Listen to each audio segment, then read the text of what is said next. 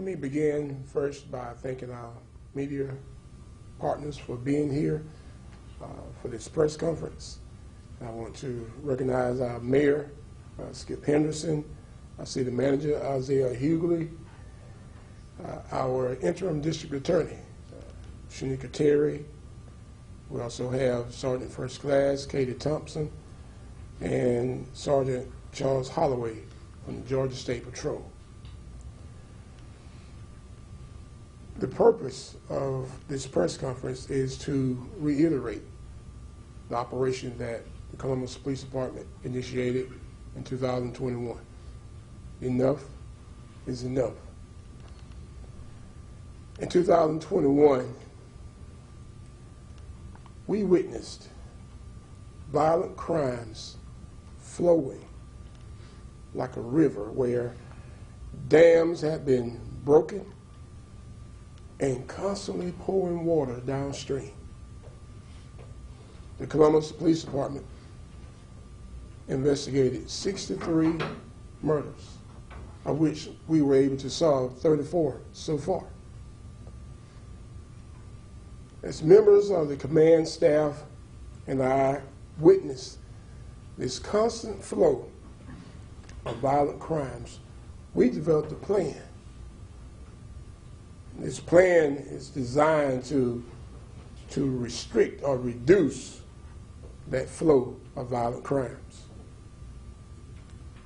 What we observed last weekend is the foundation that has been laid to build that dam in order to reduce the flow of violent crimes in our community.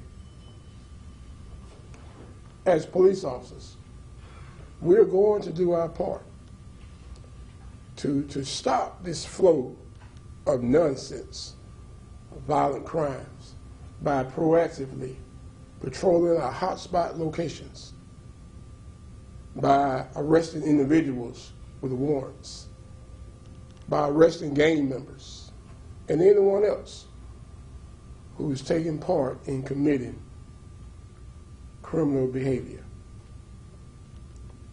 Our Crime Suppression Detail consisted of the Columbus Police Department, members of Special Operations Unit, and other members of the Columbus Police Department that joined together as we were supported by Georgia State Patrol. We started that foundation, building that foundation to build that dam, to stop the flow of violent crime. We worked beginning January the 28th through January the 30th, all weekend, to patrol our hotspot locations. And if there was anyone that was committing any criminal behavior, they were dealt with. And we're looking to deal with others by putting them in jail and making solid cases so that they'll be prosecuted and be sent off to prison. I want to thank our citizens for the support that they have shown us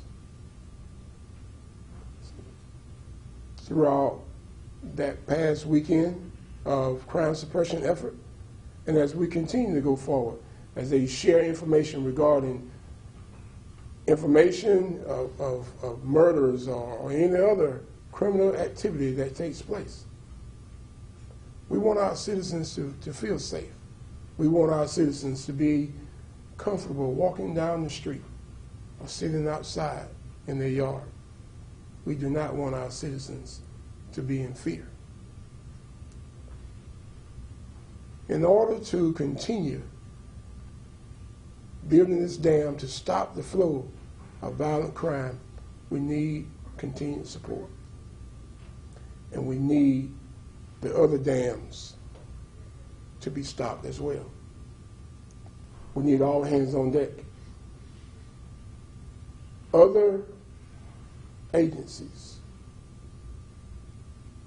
will be on board to do their part in building the dam as well. our education professionals, our clergy, our mental health professionals, our business community. We all would join together, our parents, holding their children accountable. We all would join together to stop the flow of violent criminal activities. This is something that cannot continue. And we will not stand around and just watch it take place. What took place last weekend between the Columbus Police Department and the Georgia State Patrol is definitely not a one-and-done situation. It's not a one-and-done approach. This is something that will take place throughout the year. We have various strategies that will be similar to what took place last weekend in order to stop the flow of violent crimes. Before I conclude, I do want to thank all of the men and women of the Columbus Police Department, as well as the members of the Georgia State Patrol who started out on this process as we began this year, building the foundation to stop that flow. Our men and women are willing every day to build that dam, and we will not stop until we get it built. At this time, Mayor Henderson will come before you. Thank you, Chief. You heard the Chief talk about a number of organizations and churches and educational facilities that are collaboratives of the efforts that we put in place for crime prevention and for trying to create opportunities for the young people in our community to find more constructive methods of spending their time. But I think this last weekend, what we clearly demonstrated through the brave work of our men and women of the Columbus Police Department, in conjunction with the efforts of the Georgia State Patrol, our District Attorney's Office, and our Sheriff's Department, what we saw is that collaboration is the key word. And if these individuals continue to make decisions to continue with criminal or violent activity, that every resource available to the Columbus Police Department will be brought to bear on stopping that activity by separating them from their freedom. So I commend the individuals that worked so hard this last weekend. It was an example of things to come. And as our Chief so capably explained, we're not going to put up with people terrorizing the neighborhoods in Columbus, Georgia. Thank you. Interim District Attorney Shanika Terry. Thank you, Chief. Good afternoon. On behalf of the District Attorney's Office, we just want to thank especially our law enforcement partners that sacrificed their time in conducting this operation this weekend. We want law enforcement as well as the community to know that the DA's office stands with our law enforcement partners. We stand with the city manager and the mayor in doing our part to ensure that Columbus and the entire circuit is a safe area for people to live, and that people are not being terrorized with crime and violent crime. Our office plans to work closely with the police department, with Georgia State Patrol, and all others that are involved in prosecuting these cases to ensure that others who are considering criminal activity as a way of life or something that they want to do as a deterrent, to know that the DA's office will prosecute you for it, and if justice is served, we will send you to prison. We would also like to thank the members of the community that work alongside the DA's office, those of you that contact us, that provide us information, those of you that are courageous enough to show up in court and testify against those that terrorize our communities, as well as those that are committing crimes in our community. We want to thank you, and we thank you for your support of the DA's office. We thank you for our officers, our state troopers that respond to the call every time the DA's office reaches out for them to appear in court. Thank you.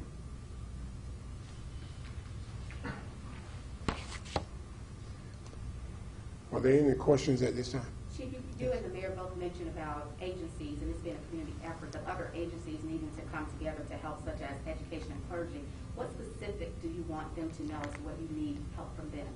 Well, we always need education pieces, because that's an opportunity for individuals to definitely be able to have what's needed to go forward in life, and not to just have to settle for anything less than that. So education is a very strong component at being able to move forward in life.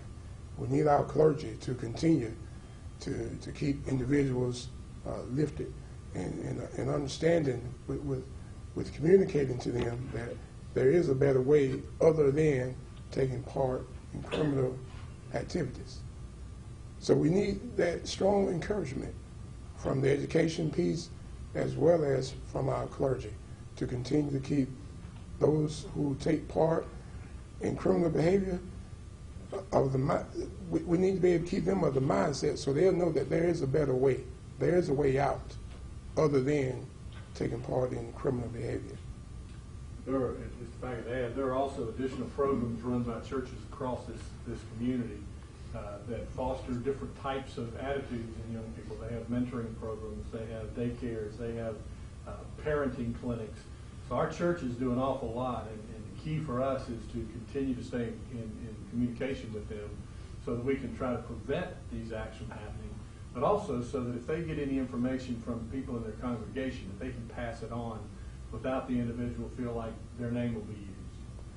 So along with the clergy, our police department conducts a pastor's academy, and that's where we have clergy from throughout our city who come and take part in a 5-week program where we're able to communicate to them what takes place from a police department standpoint, and we're able to build relationships with them, and they know members of our department, they know members of our command staff, and they're able to pick up the phone and call and be able to express their concerns and their opportunity to help where there's a need to help out as well.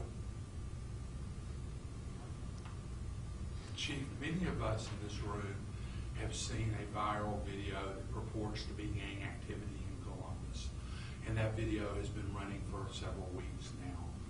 Was this operation a response in any way to that video that many residents of this community have seen?